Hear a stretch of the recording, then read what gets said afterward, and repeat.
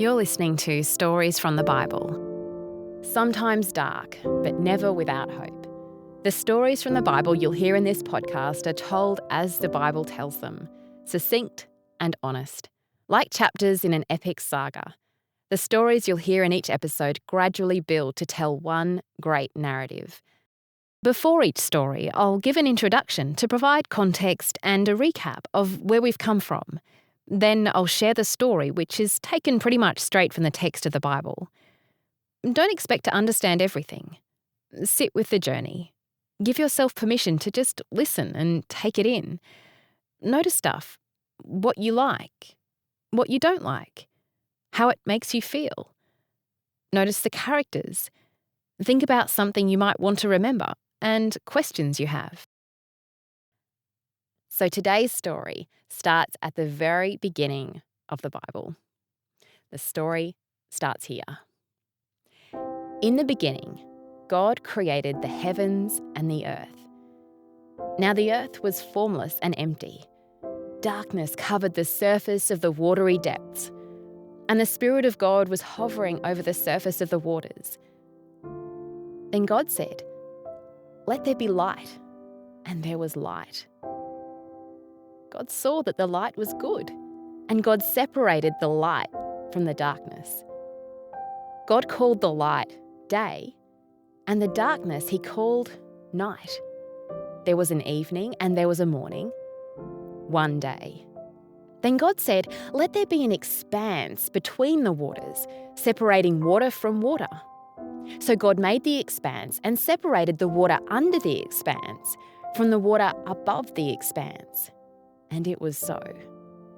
God called the expanse sky. Evening came and then morning, the second day. Then God said, "Let the water under the sky be gathered into one place, and let the dry land appear." And it was so. God called the dry land earth, and the gathering of the water he called seas. And God saw that it was good. Then God said, "Let the earth produce vegetation, seed-bearing plants, and fruit trees on the earth bearing fruit with seed in it according to their kinds." And it was so. The earth produced vegetation, seed-bearing plants, all kinds, and trees bearing fruit with seed in it according to their kinds. And God saw that it was good. Evening came and then morning, and that was the third day. Then God said, "Let there be lights in the expanse of the sky to separate the day from the night. They will serve as signs for seasons and for days and years. They will be lights in the expanse of the sky to provide light on the earth." And it was so. God made the two great lights, the greater light to rule over the day, and the lesser light to rule over the night, as well as the stars.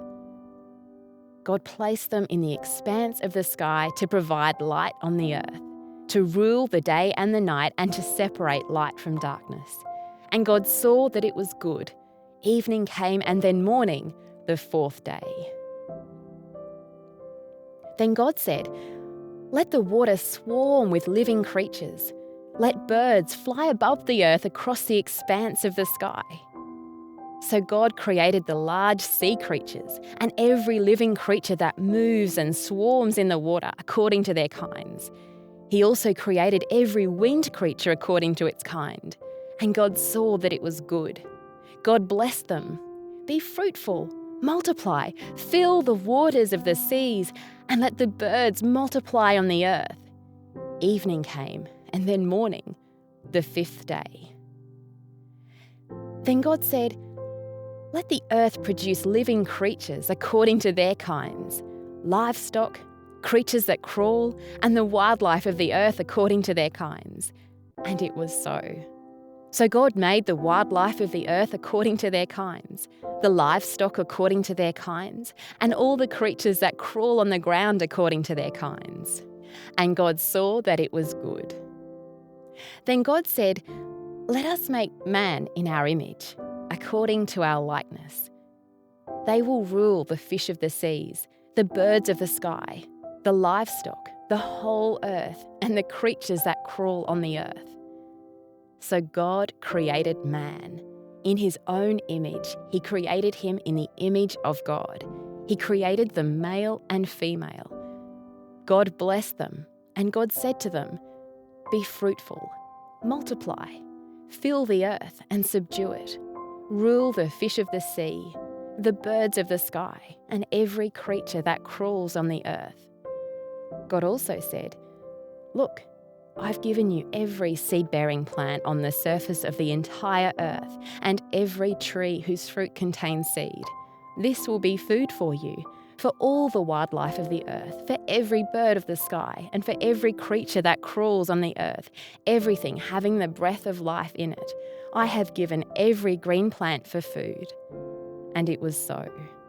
God saw all that he had made, and it was very good indeed. Evening came, then morning, the sixth day. So the heavens and the earth and everything in them were completed. On the seventh day, God had completed his work that he had done, and he rested on the seventh day from all his work that he had done. God blessed the seventh day and declared it holy, for on it he rested from all his work of creation. And the story ends there.